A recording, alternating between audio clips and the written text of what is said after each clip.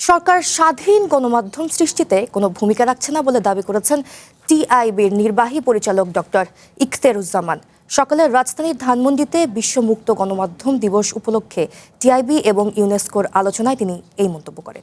এ সময় প্রধানমন্ত্রীর উপদেষ্টা ডাক্তার জাহিদুর রহমান সরকারের যৌক্তিক সমালোচনার পাশাপাশি গণমাধ্যমগুলোকে আত্মসমালোচনারও আহ্বান জানান। বাংলাদেশে এলো এই প্রথম টাচলেস আরএকে সেন্সেশন ওয়াটার ক্লোজেট।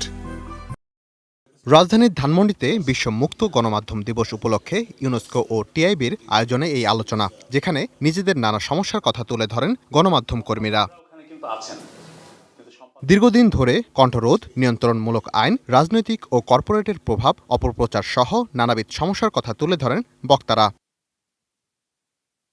অন্তর্বর্তী সরকারের আমলে গণমাধ্যমে সংস্কারের পরিবর্তে দখলদারি আর চাকরুচ্যুতির প্রবণতা প্রবল হয়েছে বলেও অভিযোগ করেন তারা। তাছাড়া বেতন কাঠামো আর চাকরির অনিশ্চয়তার কারণে অনেকে সাংবাদিকতায় নিরুৎসাহিত হচ্ছেন বলেও মন্তব্য করেন গণমাধ্যম কর্মীরা। সততার জায়গাটা ঠিক রাখতে পারি এবং বস্তুনিষ্ঠ সংবাদ পরিবেশন করতে পারি, কোনো রকম প্রভাবিত না হয়ে সংবাদ পরিবেশন করতে পারি, তাহলে আমাদের সেই ট্রাস্ট হয়তো আমরা আবার ফেরত পাবো। আমরা দেখেছি দুটি গণমাধ্যমকে পুড়িয়ে দেওয়া হয়েছে অফিস। সরকার কি দেখেনি? নিশ্চয়ই দেখেছে, কিন্তু সরকার বলবে এটা তো আমরা করিনি। সরকারের বক্তব্যগুলো এরকমই আমরা দেখি, আগেও দেখেছি, গত আমলেও দেখেছি। আমরা আশা করব যে বর্তমান সরকারের আমলে আমরা এটা দেখব না। অন্তর্বর্তী সরকারের আমলে গঠিত গণমাধ্যম সংস্কার কমিশনের প্রধান কামাল আহমেদ বলেন, ঢাকার বাইরের সাংবাদিকরা সহজেই হামলার শিকার হন। কিন্তু সম্পাদকরা স্বাধীনভাবে সিদ্ধান্ত নিয়ে তার পেশাগত দায়িত্ব পালন করতে পারেননি। সেখানে মালিকের একটা নিয়ন্ত্রণ, একটা প্রভাব পুরোপুরি জারি রয়েছে, জারি ছিল।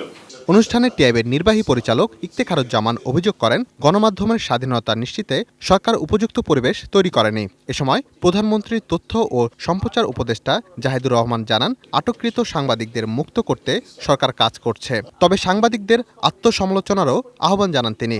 320-25 কোটি টাকা বাজেট হচ্ছে বিটিভি, সে আর্ন করে 15-16 কোটি টাকা। সো পুরোটা একটা সাবসিডাইজড প্রতিষ্ঠান।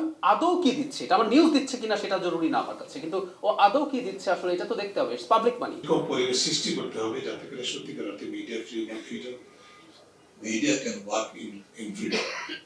সেই জায়গাটা না থাকলে যত সেলফ রেগুলেশনের কথা বলি সেটা কিন্তু অ্যাবিউজ হওয়ার চান্স আছে।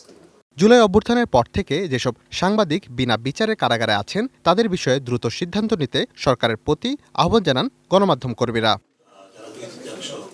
Rakib Hasan, one news, Dhaka.